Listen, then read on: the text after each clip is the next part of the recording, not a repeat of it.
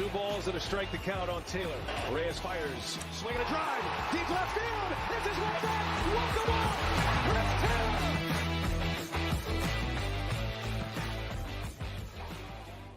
What's up, everyone? Welcome into DodgerHeads Live, presented by DodgerBlue.com. My name is Jeff Spiegel, joined tonight by Blake Williams and his life-size Ewok. Is that what that is behind you there, Blake? Yeah, I got the life-size Ewok back there. His Do name's we have Wicket. a name for it, or Wicket. what is it? That's Wicket. That's the actual name in the movie. Okay, I'll take your word for it. Wicket is joining us as well. And Wicket, we need some positivity because I'm afraid to look in the chat, Blake. 2 out of 3, the Dodgers lose to the Padres. They'd won 7 in a row, but I mean, they lose 2 out of 3 in San Diego. It's over. I think it's it. We should just pack this thing up and go home and, plan on 2025, right? Yeah, it was a good run. I mean, it was an exciting offseason. Unfortunate it ended in May. So hopefully next year they can kind of get back on track and figure out their problems. The Dodgers have now won 14. They've only won 14 of their last 18. The divisional lead is only 5.5. Obviously not the weekend that Dodgers fans were hoping for. And we're going to get into Walker Buehler's performance. We're going to get into James Paxton's performance. The pitching, very good. The offense, very bad. We're going to get into a Shohei Ohtani update as well. We've got some giveaways. I'll give some details on that. But let's just, the weekend that we just came off of, they lose Friday night. Anthony and I did a live show, talked about, hey, look, you know what? Sometimes you just get beaten. Michael King was really, really good. Tyler Glasnow was really, really good. He just gave up a home run to Campusano. They lose that one. They come back. They dominate on Saturday, and then they get dominated. Feels like they weren't even going to get a hit in today's game. So what do you make of kind of this 3-game stretch where the Dodgers didn't look all that awesome? I mean, not much personally. The Dodgers, it's like you just said, they won 14 of 18 still, even with this poor weekend series here. It's just a lot of it's overblown because it's the Padres and people want to beat them. And as much as Dodger fans don't want to say it, it is kind of becoming a rivalry because Dodger fans will keep saying like, no, it's not a rivalry. And then kind of freak out a bit when they lose to the Padres instead of just moving on and recognizing that it's a regular season game in May. Like ultimately it doesn't matter. Yeah. And if you want to talk about it from like the postseason perspective, if the Padres end up making it, like still worth noting, they're about 6 games behind the Dodgers in the standings even after this.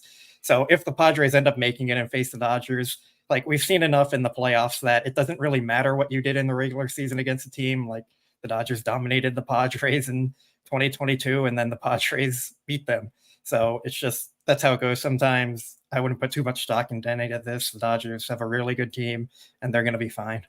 Yeah, absolutely. And look, the Padres are 5-3 against the Dodgers on the season, including that 1-1 stretch over in South Korea. And this, again, I'm being honest, the offense didn't look great Friday. The offense didn't look great on Sunday. And yet the Dodgers still in a overall positive position. We're going to talk more about the offense. And again, Buehler and Paxton and Otani and all that stuff coming up. But let's do a couple housekeeping items first. Here's the exciting piece. And if you were with us on the live show on Friday night, you know about this. Tonight, we are giving away 3 more copies of the Clayton Kershaw book written by Andy McCullough called The Last of His Kind. It's an incredible book. You've heard me rave about it on here. I know some people in the chat went ahead and pre-ordered it, already have gotten it. Somebody was saying Friday they had already finished it. It's that good. So what we're going to do is we're going to space out some Clayton Kershaw trivia. 3 questions tonight. And the correct answer of those 3, first person to give us a correct answer is going to get a copy of the book. Blake will leave some contact info each time in the chat. Send him an email with your shipping address. We'll get that to you. We are also running a drawing between Friday night and Sunday night. For anybody who leaves a super chat, you will be entered into a 4th opportunity to win a book. So super chats Friday night have been compiled. Super chats tonight will be compiled as well, and that will be given out. We'll announce that one on social media, I think, Blake. Is that accurate? Yeah, and we also have the social media contest running too for just retweet or likes, whatever platform you're on. Perfect. And those run through when? I think we're going to decide them tonight after the show. We didn't really give a firm announcement time, but it makes sense to kind of wrap it up and then get them all sent out here soon. So here's just the taster. I want to make clear. Alert, there is not a book on the line for this, but it's just, I came up with 4 good Clayton Kershaw trivia questions. This was the easiest of the bunch. So this is just a little palate cleanser, a little warm up, if you will. Blake, for the record, got this one correct, did not get the other 3 correct, but this one he nailed. It's the easiest one. This is for fun. There is not a book on the line. What number did Clayton Kershaw wear when he made his major league debut? That's the first Clayton Kershaw trivia question. Again, notebook on the line, just a little warm up. I have a feeling some folks are going to get this one. What jersey number, in the spirit of Michael Grove and Gavin Stone and Andy Pages getting real numbers, what number did Clayton Kershaw wear when he made his major league debut? We got one guess, 75. That is not correct, but you're in the vicinity of a very obscure random number there. So, Nando, we appreciate the guess. Do you recall any 75s off the top of your head? I don't. Alfonso and Josh, correct. 54 was the correct answer. So Clayton Kershaw has pitched in 2 numbers in his major league career, 54 and 22. So that's a warm-up. We're going to get 3 more trivia questions as this thing goes. So again, thanks to everybody joining us live on Facebook, on Twitter, as well as the folks listening after the fact. Let's get into this one, Blake. And Walker Buehler, I think, has to be the biggest storyline coming out of the weekend of games that we just saw. Of course, he pitched today on Sunday. There was some good, there was some bad. It was his second game back. The box score, of course, does not look pretty. Didn't even make it out of the 4th inning in the game today. I believe he had 3 earned runs. Could have been worse if Ryan Yarbrough kind of didn't bail him out there in that 4th inning. I've gone back and forth on like evaluating 3 1/3, 5 hits, 3 earned, 2 walks, 2 strikeouts, 2 home runs allowed, 77 pitches for Buehler. What did you make of what you saw today / what you've seen in his first 2 appearances? Seemed like he regressed a little in this outing than from his first one, which a little surprising, but like there's going to be ups and downs with coming back. So I'm not ready to like completely write him off and say he's done yet. And this is what he is. I made my concerns about him pretty obvious before he was coming back. And I don't think he's really done anything to settle those or give me more confidence in him. I will say his first outing, I did have a little more confidence after. The stuff looked better. It was encouraging, but today the command wasn't there at all, just throughout the entire game. He only walked 2 batters, which a little surprising with how his command was, but he wasn't getting much swing and miss. He left 2 pitches over the plate that ended up in back-to-back home runs, and it just wasn't a great outing. He mentioned in his last start that he kind of started to get tired after the 2nd inning he was working, so maybe we saw a little of that this time. He's still building up and rehabbing, which kind of makes you question if the Dodgers rushed him back a little early or anything like that. But at the same time, it's hard to simulate the game feel of pitching in a major league game, and you can't get that adrenaline rush in like a minor league game or anything. So I'm sure that's having some effect on it, and it's maybe not as physical just as it is like he has to actually build up in a major league game because you just can't do that anywhere else. So it's concerning what he's shown so far, but it's also 2 starts after 2 years. So like, is he going to be better going forward? Maybe. Is he going to be worse going forward? Maybe. We still don't really know yet. Yeah. My thing was I wanted to see 4 or 5 before I rushed to make judgments. And I held off on sort of anointing everything positive after the first start was, I would say, encouraging. I like the word you used. And in the same way, I'm not going to pile on the guy after this. I wrote down there was some good and bad. The fastball velocity was actually up today, which small sample size, of course, but it was nice to see because you kind of wondered first game back. All right, adrenaline is pumping. So maybe this is just like, as Joe Davis likes to say, he's a little bit froggy given the circumstances, and that's going to regress. It actually went up. The fact that he touched 96.8, nearly 97 miles an hour, again, was encouraging to me. So I think the good was the fastball velocity. He was able to sort of be in the same place, if not higher than he was the first time. The bad, kind of all the things you mentioned, I'll tack on. Just 5 whiffs on 35 swings. Not a great percentage there. Just a 19% called strike plus whiff rate, which, again, those are really bad, actually. And so I hesitate to make conclusions. You would like to see better numbers, obviously, and I alluded to it. If not for Ryan Yarbrough kind of bailing him out of a situation in the 4th, this very well could have been like a 5 or 6 earned run situation. So I need to see a couple more appearances before I go one way or the other. You pointed out he's been gone for 2 years, and so he'll get another chance probably against the Reds this weekend. And I guess for you, Blake, like, what's the thing you look for when he takes the mound against the Reds later this week? And into the weekend, what's the part of like when you turn on the TV for that one or are at the game? I can't remember if it's a home or road series, but like, what's the part of his game that you're looking for? Is it swings and misses? Is it his ability to throw to kind of the spots that he wants to in the zone? A bit of both. I think you need to be like, you have to have command as a pitcher. You have to have the swing and miss stuff. If he doesn't have the swing and miss stuff, as long as his command is okay, he can still get outs, kind of like Gavin Stone is doing. So it wouldn't be the end of the world. But I think with Buehler, he's always been that swing and miss pitcher, and that's kind of important to get back to his game for him.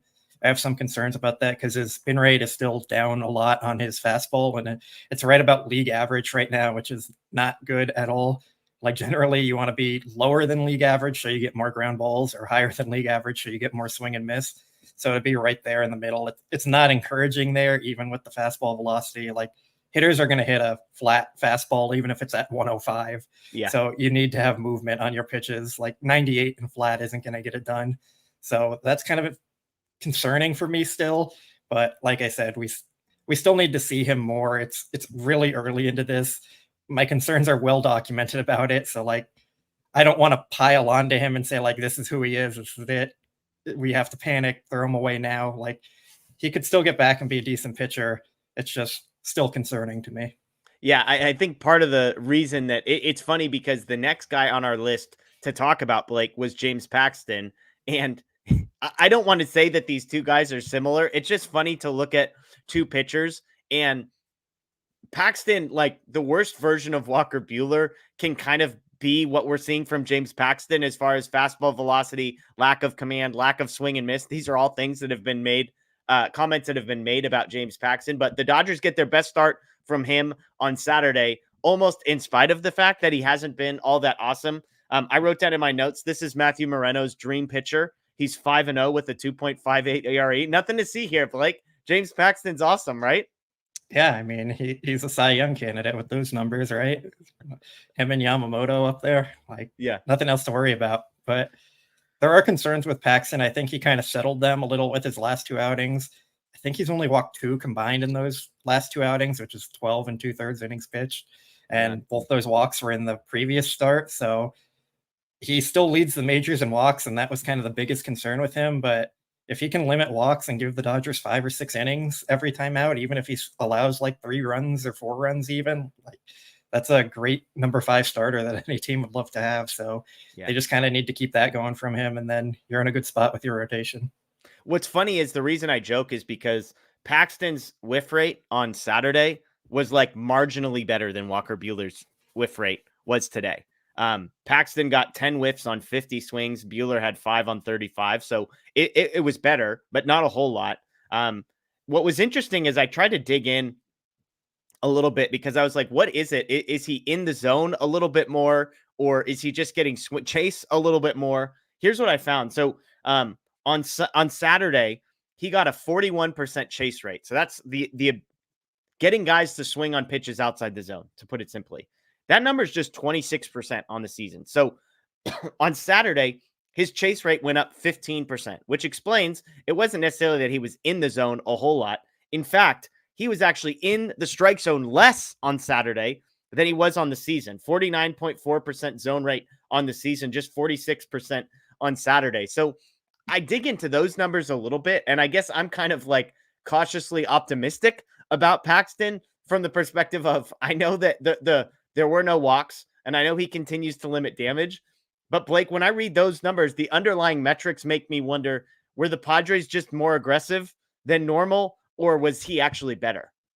I think it's a mix of both things. The Padres are definitely an aggressive team, and they're going to swing outside of the zone a bit and chase pitches, and they have a pretty good offense overall, so that's going to happen. But with Paxton, he also started throwing his curveball more. I think he said he was utilizing the cutter a little less. He kind of dropped it from his mix there because he hasn't found that cutter, which has always been a big pitch for him in his career. So you're probably going to get more swing and miss on the curveball outside of the zone when it's going right. So I think he just kind of played up on what he's doing well right now and dropping what he wasn't doing as well.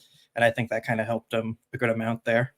So what's your expectation for a guy like Paxton moving forward? I mean, we just talked about Walker Buehler and the struggles that he's had. We're not trying to make massive projections after 2 starts, but you've kind of got 2 guys that feel like, from an ERA perspective, at the very least, are in opposite places. And yet kind of from an underlying metrics part, if you're projecting a little bit more for Walker Buehler versus looking at where James Paxton is 7 or 8 in, there doesn't feel like there's maybe a huge difference between what's happening beneath the surface with these two guys. So when you compare those two moving forward, talk me through what the side-by-side might look like.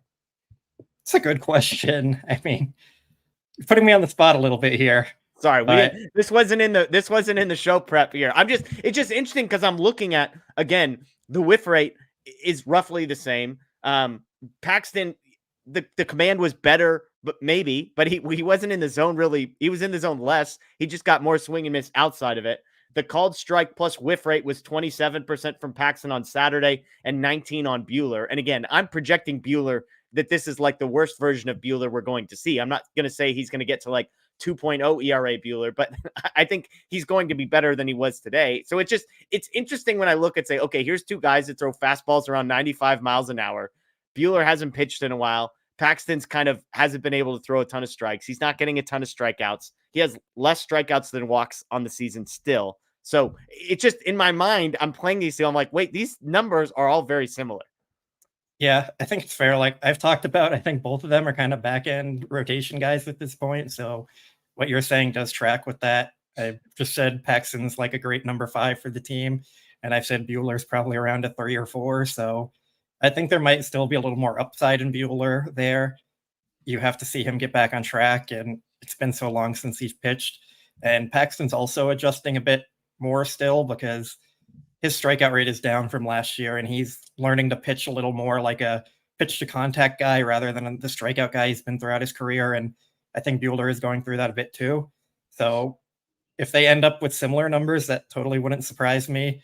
If one of them's a little better just because they find a pitch that works for them, like Paxton's curveball, or maybe Buehler finds some things that click and one of them takes off because of that, like that wouldn't surprise me either. But you do make a good point about how they're both in kind of similar spots right now that I haven't really connected up to this point. So it's interesting to see what they do with them. I've kind of joked that James Paxton might be like their new Tyler Anderson, where they just get a good year out of him, then let him go, and he kind of falls apart with the next team or something, just because like the underlying stuff isn't all that encouraging.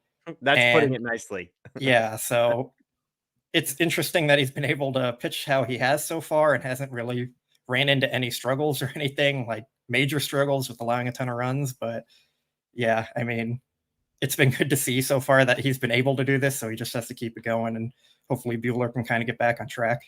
Yeah, and look, I know you like Paxton. So when you're saying like he's kind of having to find himself as more of a pitch to contact guy, it is worth pointing out that just last year he was still striking out more than a batter per inning. And if you sort of looked at the first half of his season, it was well above one batter per inning. So the fact that he's at 5.17 per 9, which is down from 9.47 per 9, I don't think it's like that crazy. This is a guy that in 2017, 18, 19, which were kind of his last 3 full seasons before 23, he was always a 10 plus strikeouts per 9 guy. It's also worth pointing out the 5.63 walks per 9 is like definitely a career high. So it is possible that we're seeing the worst version of Paxton as well. We know he dealt with a little bit of injury stuff right before the season. So remains to be seen. But two guys that, again, I'm just curious to see where their trajectories head from here. I do think something interesting for Buehler is he's a very smart pitcher, and he's very into the data and breaking everything down with him. So if he knows something isn't working for him, I have a little more confidence that he's going to drop it and move on to something else quicker than another, like more veteran pitcher might be willing to do, because pitchers make their career on that one pitch and then a team tells them, no, it's bad, you have to get rid of it. And then they kind of struggle with that a bit. They don't fully buy in. I think Buehler is definitely like an analytic minded player where he's going to say, okay, this isn't working. How am I going to fix it? What do I have to do? And I think that'll kind of benefit him in the long run.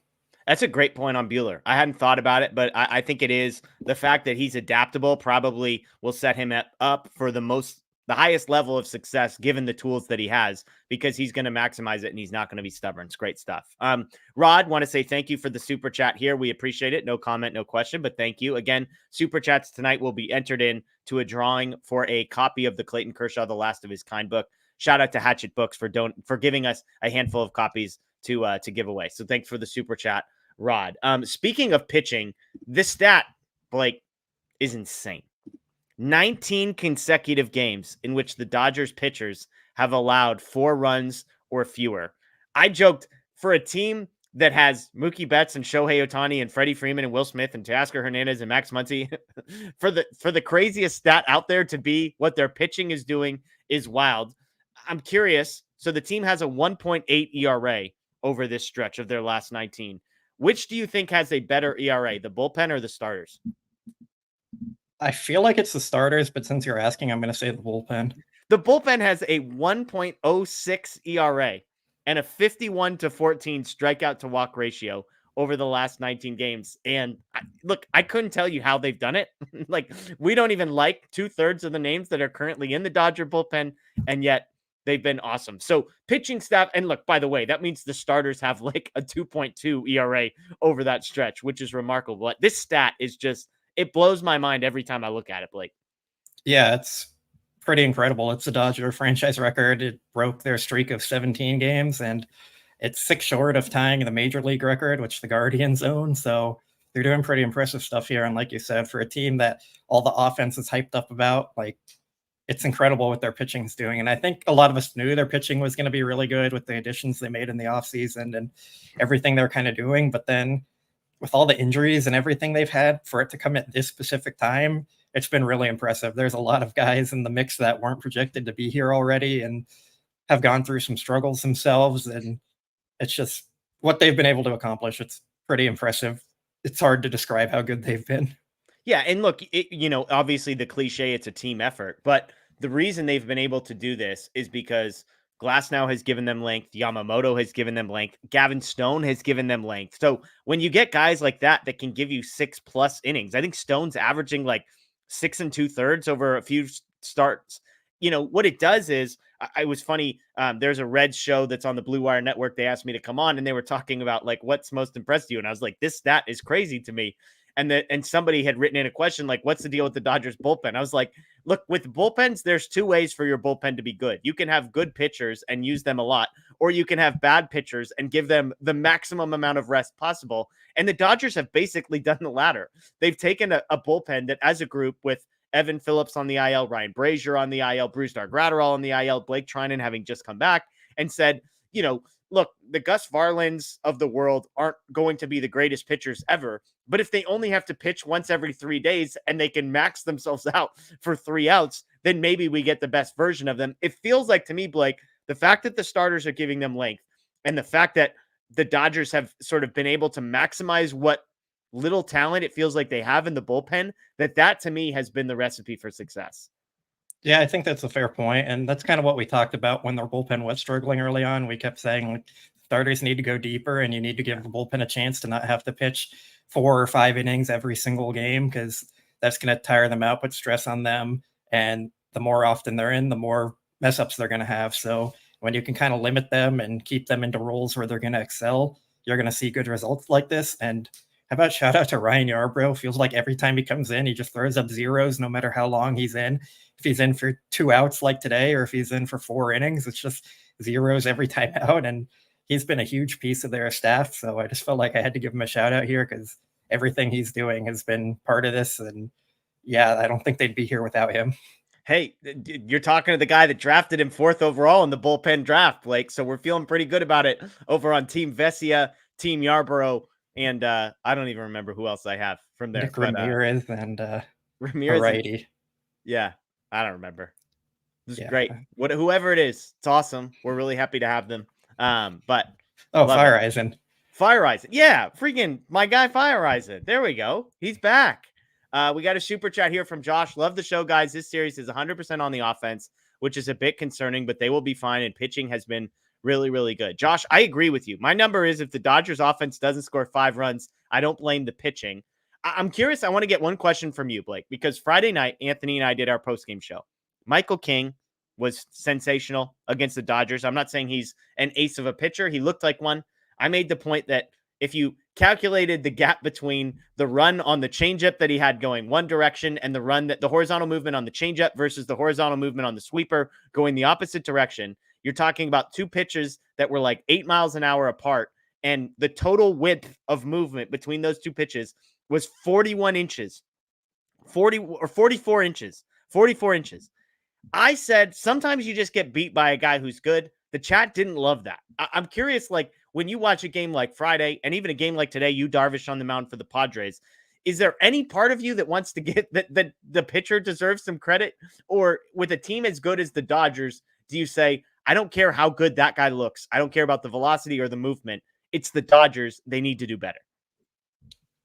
A mix of both, but I'm going to lean like 80% to just tip your cap to the pitcher because, I mean, baseball's really hard. I think sometimes people forget that because a lot of times major leaguers just make it look so easy, but hitting is probably the hardest thing to do in sports. No matter how talented you are, you're going to fail at least 40% or 60% of the time. And if you're really good, you're going to get on base 40% of the time. Like those aren't necessarily good odds. And sometimes the pitchers are just on, and the old saying is like pitching beats hitting all the time in the playoffs, especially. And it's just true sometimes. Like pitchers just locked in, they're hitting all their spots, their stuff is moving, and it's just kind of impossible for hitters to put the ball on the bat or the bat on the ball, no matter how good they are. And I think you just saw that with the Padres. Like they stepped up, tipped their cap to them, and kind of move on.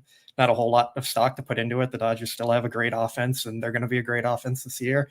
But there's going to be games where you just get beat. And then there's going to be games where they also just beat themselves and miss hittable pitches and make mistakes. But I didn't see that versus the Padres. I think it was just they got beat by good pitching, and it happens and you move on. Yeah, I see somebody in the chat talking about, well, they have tape on these guys. There's no excuses.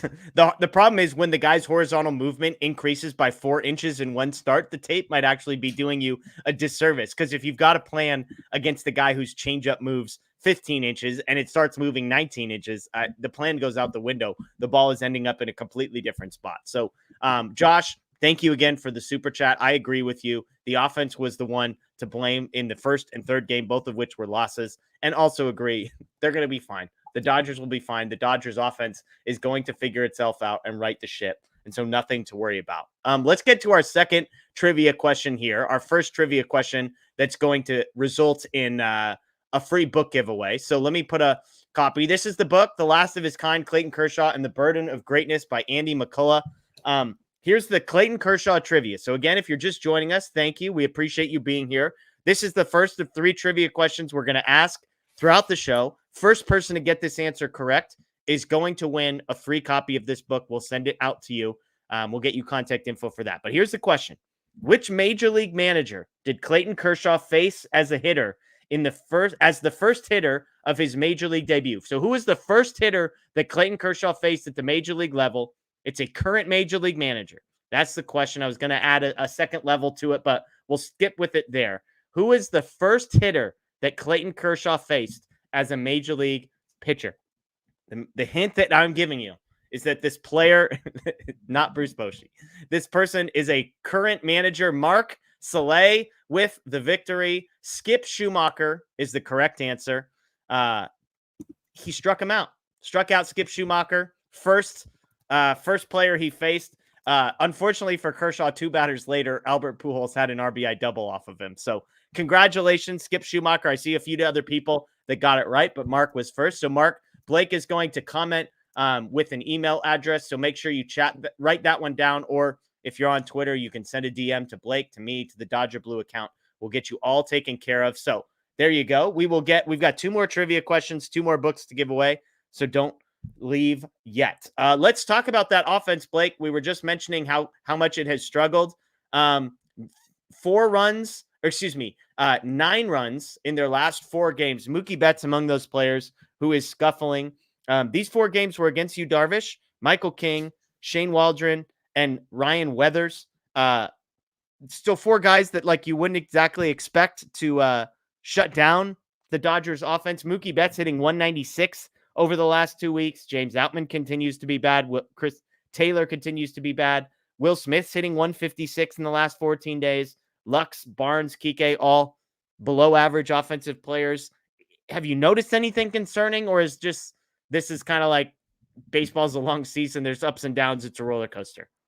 For me, it's been that one. Like Mookie was so hot at the beginning of the year. And then recently the Dodgers offense was just clicking on all cylinders and nothing could go wrong for them. And that wasn't going to last. That's just how baseball works. Like you're not going to stay that hot throughout the whole season. You're going to have ups and downs and things are going to even out over time. So for me, that's just been that. And then also they ran into a Padre team that was pitching really well. Like, we have to give them credit, like we were just talking about. They did really well, and they put the Dodgers offense in a bad spot. And I think it's just a combo of both those things, and it kind of all came together at a kind of a bad time for the Dodgers, but just because they're facing the Padres and everyone wants to see them beat the Padres, and they've already had their struggles versus the Padres this year. So for fans, it's a bad time, but like at the same time, it's May 12th right now, and the playoffs aren't until October. So the Dodgers have a lot of time. Things are going to be fine. Mookie Betts is going to do very well again here soon. I can almost guarantee that. And the offense is going to be great again here soon. I can guarantee that one for sure. So it's just the ups and downs of a season. I'm not going to put any like real stock into it. Mookie was the hottest player on the planet for half the season so far, and now he's kind of cooled off a bit, and we want to put all the concern and blame on him, but that's just how baseball goes sometimes.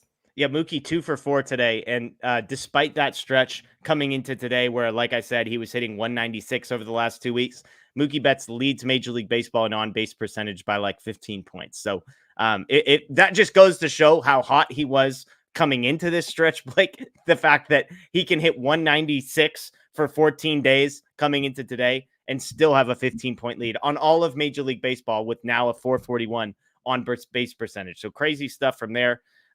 From him. Will Smith, again, same thing. Will Smith was incredible to begin the season, 156 over his last 2 weeks. So another guy that I'm not too worried about that becoming a pattern. He just tends to go through these little ups and downs. Everybody does. Every player in Major League Baseball has ups and downs. So not surprising to see Will Smith and Mookie Betts have a little bit of a rough stretch. Let's get to another Clayton Kershaw trivia question here. Our second one. We got another book to give away. Clayton Kershaw won an MVP in 2014, becoming the 11th pitcher to do so. Who was the last pitcher before Clayton Kershaw to accomplish the feat? Okay, Clayton Kershaw won an MVP in 2014. Who was the last pitcher to do so prior to Clayton Kershaw in 2014? Only 11 players have done this in Major League history. Wow, almost a dead heat, but Jay Dilla, congratulations. Oop, skip that one there. Verlander is the correct answer. So Jay Dilla, congratulations. Send Blake a note. Again, you can scroll up in the chat for his email address. Ivy, you were so close. You've got one more chance here. Nando with a good guess, though. Chad Billingsley. Good guess. Good guess. But yes, fast is the name of the game there. We've got one more trivia question left to go tonight. And we'll do that one in just a few minutes, maybe towards the end, towards question and answer. Yeah, the last one's a tricky one. Blake did not get this last one either. So, it's a fun one here. But let's get to some good news, Blake. It's all been negativity, aside from a little bit of James Paxton, which even then I was like, I don't know if it's that good. Let's get to some positivity. I know Shohei Ohtani didn't play in today's game because of some back tightness, but the word from Dave Roberts, from Ohtani himself, is positive, it seems like. Yeah, that's what they're saying. It's positive. It seems more precautionary. I mean, I have to make the joke because every time we talk about an injury, it's what we're going to do. Like, Ohtani's actually going to be out for 10 weeks now because Dave Roberts said he's doing well. But in all seriousness, seems like it was just precautionary. Ohtani's back tightened up a bit, and seems like he would have kept playing if the game was more important, but they're up 5-0 in the 9th inning, and no reason to push it, especially today in a May game. Like, just make sure he's healthy and then get him back on the field. Not too much to worry about. So he should be good tomorrow. If he's not, then maybe we can panic a little bit more. But at this point, it's all just good news for the Dodgers on Ohtani front. Yeah, I believe he said he went through his normal pregame routine. He said he would have been available today if needed on the as a pinch hitter. Of course, the game wasn't close enough for it to really matter. But good news there on Ohtani after exiting Saturday's game with some back tightness. And so to your point, we've all been hurt as Dodgers fans to hear reports like this and just sort of, banked on him coming back the following day. And yet that has not always been the case. So hopefully with Shohei Ohtani, we get some positive news tomorrow. He's back in the starting lineup in his normal spot and hitting the ball very, very hard as he tends to do.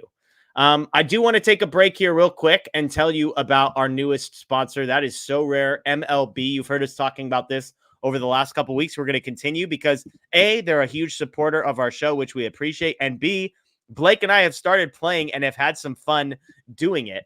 One of the things that we like, if you haven't heard of it, you basically collect digital player cards and then compete in a fantasy baseball style competition. These competitions run Monday through Thursday, as well as Friday through Sunday. You collect these cards, you build a team like a GM, you get to draft 10 cards to start with a budget, and then you put 7 of those cards into a lineup at a time. As time goes on, you add more cards, you can buy cards, you can trade cards, you can sell, but it is all free to start and sign up. You don't have to pay anything if you don't want to. Blake and I entered competitions this past week and had some mixed results here, Blake. Here was your team from the weekend. 90.3 points, 4,800th place out of 6,200 in this little competition. Edwin, your stock went up a little bit because Edwin Diaz got you 10 points after this one. So you did break 100, but not a great week from Shohei Ohtani and Mookie Betts in your lineup this week. Yeah, Juan Soto didn't really show up either. I started Cole Ragans because he was facing the Angels. I was like, this is a lock getting him in my lineup for 10 points against the Angels. And then, yeah, I think he gave up like 5 or 6 runs or something last I saw. So wasn't good there from Ragans. I'll have to reconsider having him start moving forward if he can't show out versus the Angels here. But yeah, shout out to Bryce Harper and Freddie Freeman. My left-handed slugger is coming through. Yeah, I mean, look, this is my team, 164.32 points for me.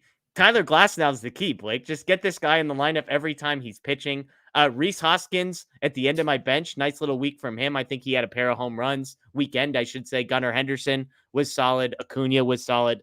But yeah, Ohtani hurt me as well. CJ Abrams, not a great week, but I'm going to finish in the top 25% of a competition that I entered. And so expecting a cool prize there. But you've actually, Blake, you've gone on and purchased some cards and kind of gotten into the market of buying cards that you think these guys' value is going to go up and then selling them later. So talk me through that.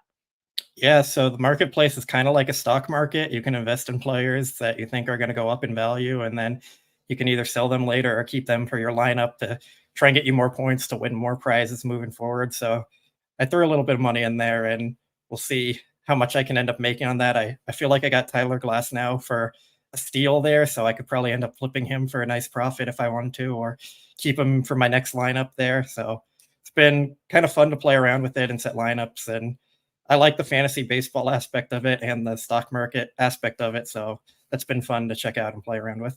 Yeah, check out So Rare MLB. Again, link in our comments below, and we're going to have competitions later on. The prizes are going to get bigger and better. We've been doing drawings, giving away free Dodgers tickets. So click the link below. You can enter a competition starting tomorrow morning. When games start on Monday is when the next round. So Blake's going to rearrange. We're probably both going to have Yamamoto, I imagine, in our lineup this upcoming week because he and Imanaga are both way undervalued. And you can get 2. So I'm guessing we both have Yamamoto and Imanaga in our lineups Monday through Thursday, right? I don't think I have Imanaga on my team unless I can redraft. I went cheaper on, or I forget. No, I went with Ragans for that one because I wanted him versus the Angels, and then yeah, that didn't work out well. Well, and I guess Glasnow will probably be pitching on Thursday, so he'll be available for this week as well. So check out So Rare MLB. Link in the comments below, in the description below. Excuse me. Again, huge supporters of our show. Great to have them as a sponsor. We've got a super chat here from Laura. She wants to know, will we get a shortstop at the trade deadline? Will the extra workouts take their toll on Mookie Betts? Let's do these in reverse order, Blake. I'm curious. There's been some fear that shortstop is going to have wear and tear on Mookie's body that is dramatically different than playing the outfield, and his performance offensively might suffer as a result. Do you buy into that as a real theory here? I wouldn't say it's gonna take a toll on him too much. Like he's always done a lot of work, and he was out in the outfield all the time putting in work, and he's always prepared a lot. I think the Dodgers moved him to the infield to try and keep him healthier and take some of that workload off his body. And then of course he had to move over to shortstop. So it is a little more of a concern now, but I mean, until we actually see it happening, I think Mookie's in a good enough place and knows his body well enough where he can manage it. If he needs a day off of working, he's going to take that day and probably not push himself too much there. So I think for me, it's more about the long-term aspect of it. I don't think they want to keep him there long-term at shortstop. So to kind of go into the next question of, are they going to get a shortstop at the trade deadline? I'm not sure if it's going to be at the trade deadline, but I think for sure in the offseason, they'll try and figure that out and do something. kind of why I talked about why I don't see Lux fitting into the team long term, because they're going to want to put Mookie back at second. And then if Lux can't play shortstop, he doesn't really have a place to go. So I do think they're going to look and be aggressive and keep an open mind for something. But I think they're in a spot where they can say Mookie can handle it for this year, and then we can address it down the line. Yeah, and Gavin Lux is a total package between offense and defense has probably been good enough, would you say, to not make this like the most pressing need where it feels like they have to get desperate because they have no options? From the perspective of, we know the bat hasn't been very good. He's been below average offensively, but you use the word elite to describe his defense at second base. And not to mention Miguel Rojas, the way he's been hitting. Do you feel like, not to say the Dodgers won't do something, but they're less desperate today than maybe it felt like they were 8 weeks ago?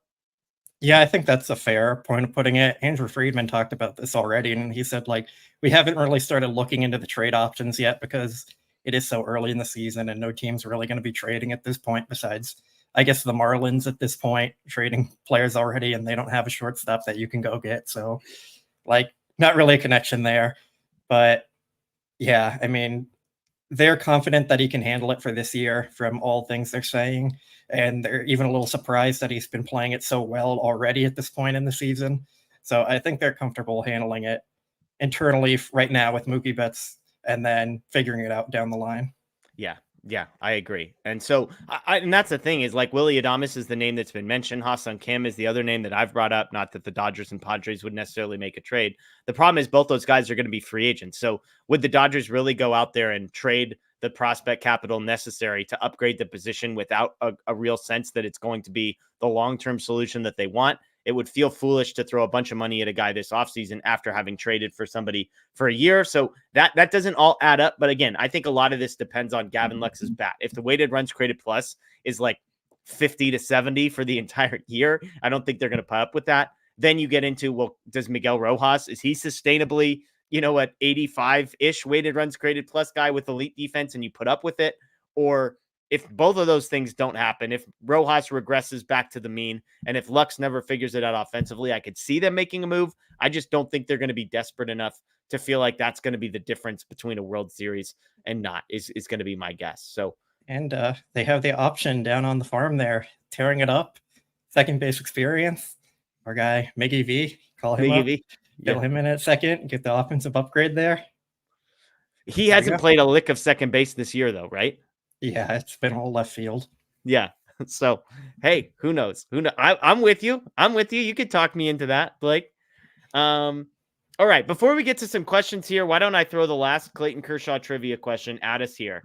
One of my favorite Clayton Kershaw stats is that in the live ball era of Major League Baseball, which I believe is something like the last 70 years, Clayton Kershaw has the best ERA in Major League of anybody. And I was going to say Major League history, but it's a very small, very specific, not small part. So in the live ball era, Clayton Kershaw has the lowest ERA of any Major League pitcher.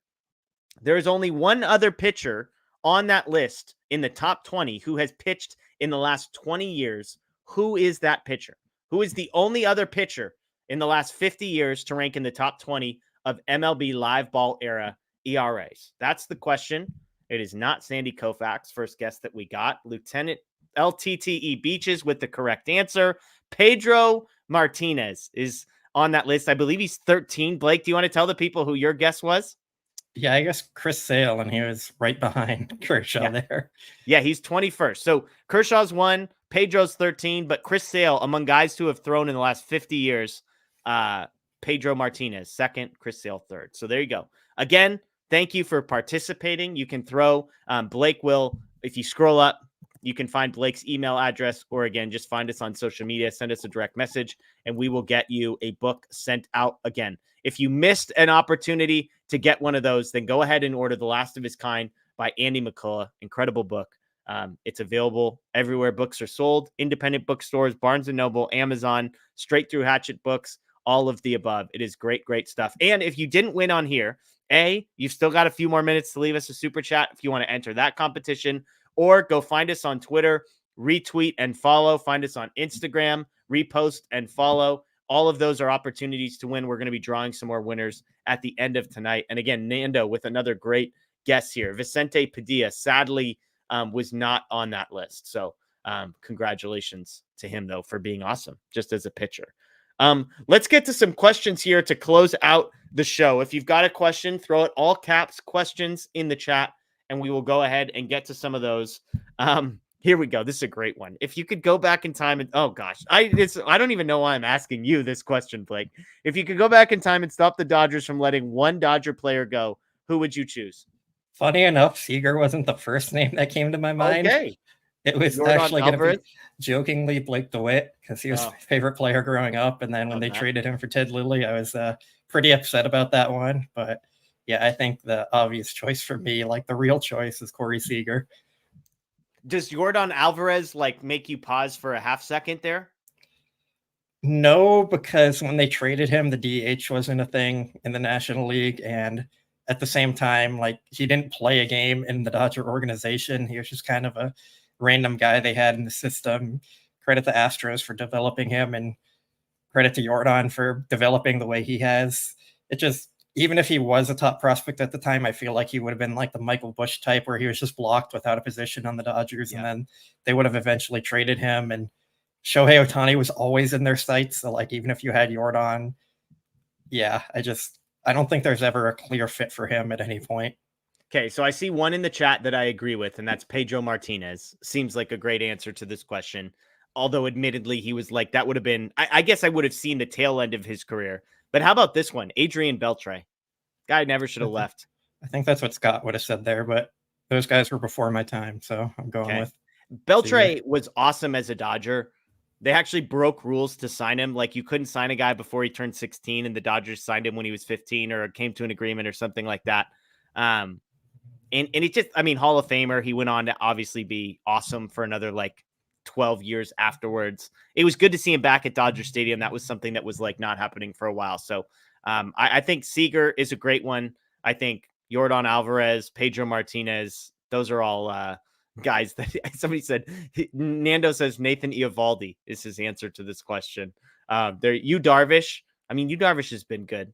I was okay with Eovaldi for Hanley, though. Hanley was great for the Dodgers. I loved Hanley. Some good stuff there. Good stuff. All right, let's get to some more questions here. David wants to know, Jeff, did you cook the wife dinner for Mother's Day or did you take her out for dinner?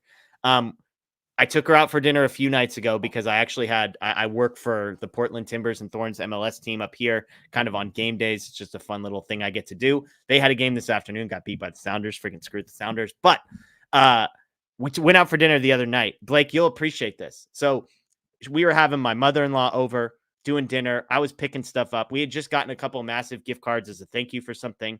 We did Shake Shack for dinner tonight. Blake, do you have opinions about Shake Shack?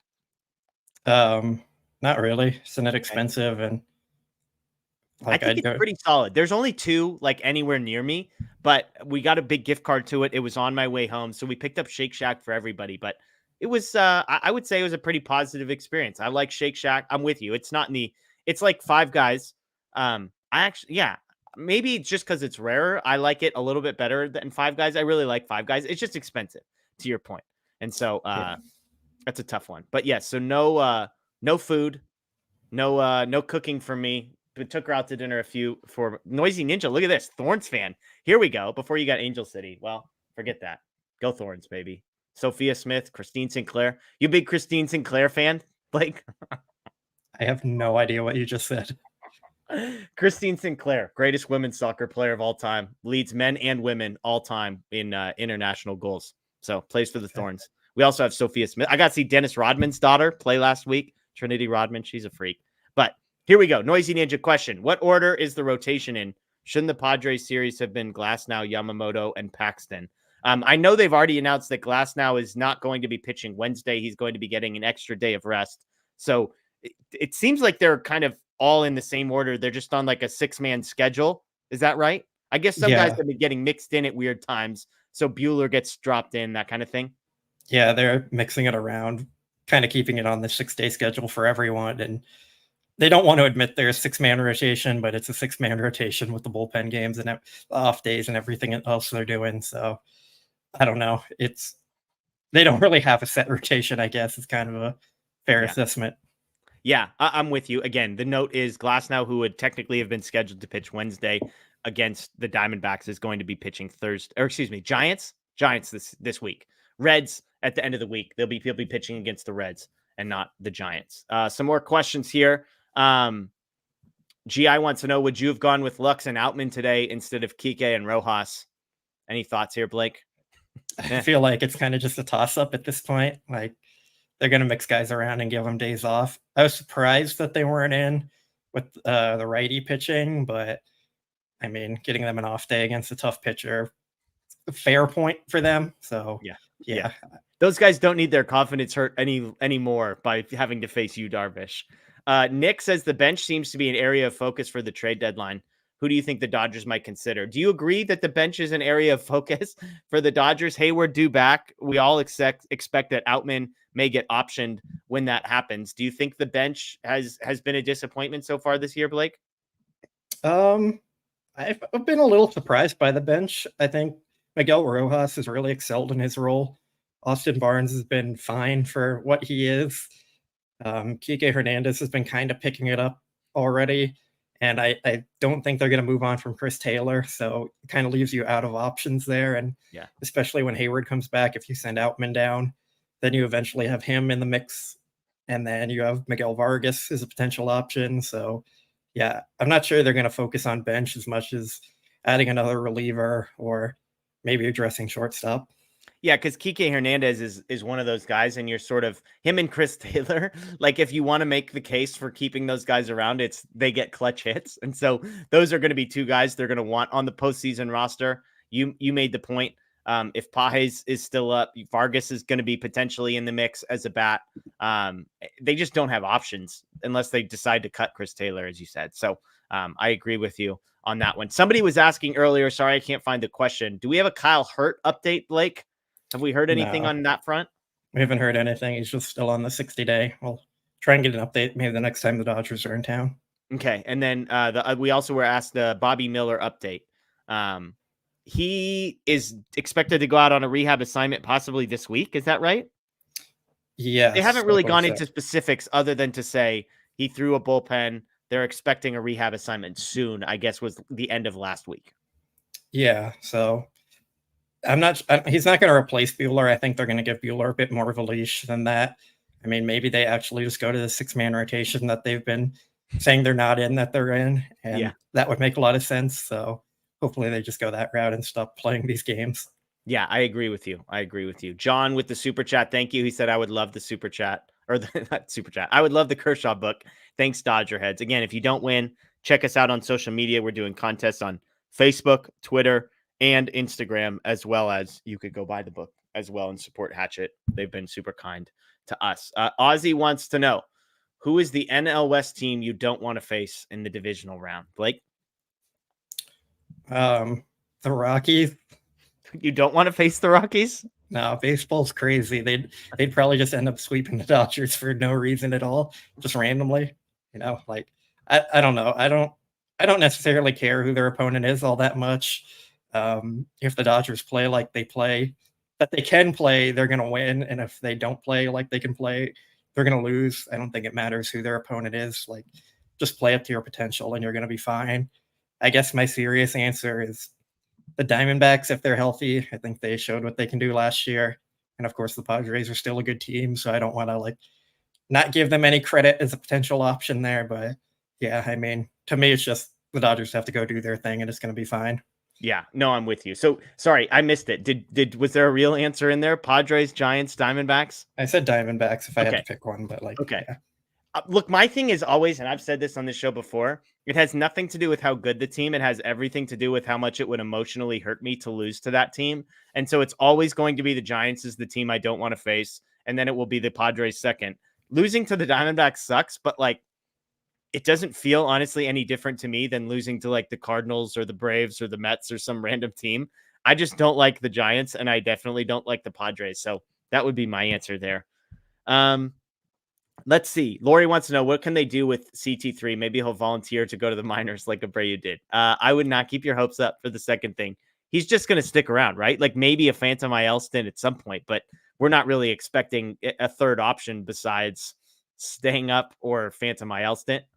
Yeah, I don't think so. I think he's going to stay around. I think if Gavin Lux and James Outman were producing and playing well, then you have the actual talk about CT3, but none of them are playing well, and those two guys have options. Well, Chris Taylor doesn't, so that just means Chris Taylor is going to stick around while one of them goes, and that means it's going to be James Outman going because they're getting a left-handed outfielder back. They're going to replace the left-handed outfielder who's not playing well. Andy Pajes can slide over to center field, and yeah, that's just how it's going to go. I don't think there's any real conversation in the front office about what to do with CT3. Yeah, I agree with you there. Noisy Ninja, more women's soccer questions for us. Blake, I'll take this one. Don't worry about it. She goes, bias aside, who's better, Sinclair or Marta? Sinclair, again, plays for the Thorns, is Canadian. Marta, Brazilian. Look, I can't put my bias aside for one. Sinclair, 190 goals, which is the most of any men's or women's player in international play. She surpassed Abby Wambach, who had 184. So shout out Christine Sinclair. University of Portland grad too, Blake. Nice local girl, sort of. Yeah, Let's see. I think Marta's better for the record. You think, yeah, you're just going to disagree. I love that. Roman says, haven't been able to watch the past two starts for Buehler. Pros and cons. Will we offer him anything or let him test free agency? I kind of broke down the pros and cons. The pros are that the velocity is in a better place than I think anybody expected it to be. And I would double down on that and say I was surprised that it was actually he was throwing harder tonight than he was in his first game, because I expected his first game, all the adrenaline, maybe he just overcompensates, but he was in the same place, nearly 98 miles an hour with the fastball today. Almost 97 miles an hour, but the average fastball velocity was up. The cons, he's just not getting swing and miss. And so his command isn't very good. He's not pitching, throwing the ball where he wants to. So that's how I would kind of summarize the pros and cons. Blake, would you add anything to that? The command has definitely been a con too. I think that's maybe been the biggest thing for him. He hasn't been able to locate. He's struggled with the control. So yeah, he needs to get that figured out to be effective. Yeah. There you go. Let's see some more here. We have a couple food ones. We'll save those till the end. Baseball wants to know, do you buy the Lux hot streak? Even his hits all still look like they were hit with rolled up newspaper. Yeah, hot streak, I would first of all say, is a loose term when applied to Gavin Lux. I think he has gotten closer to average offensively over the last week or two.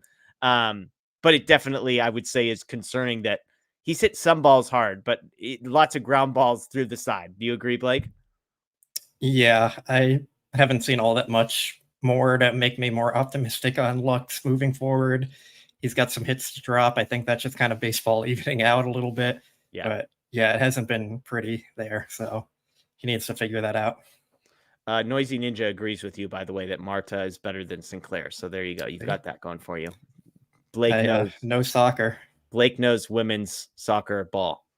There you go. I don't know any soccer at all, you know, for the record. No, not at all. Here we go. Richard, great food question here. We can close this one out. Subway, Jersey Mike's, or Firehouse? Pick one. He says Mike's Way all the time. I've never had Firehouse. And I think Jersey Mike's is better, but it's very expensive. So, like, I'm not going there and paying that much for a sandwich. But I guess Subway's kind of getting to that point also. So I don't really go to those places at all to begin with, though. You were very close to saying you were going to pick Subway on this list. No. So what? It's probably the worst one. I've heard good things about Firehouse. I just haven't been there. I Yeah. don't even know where one is. But yeah, I feel like they're all very overpriced for a sandwich to begin with. RIP $5 footlongs is all I'm going to say.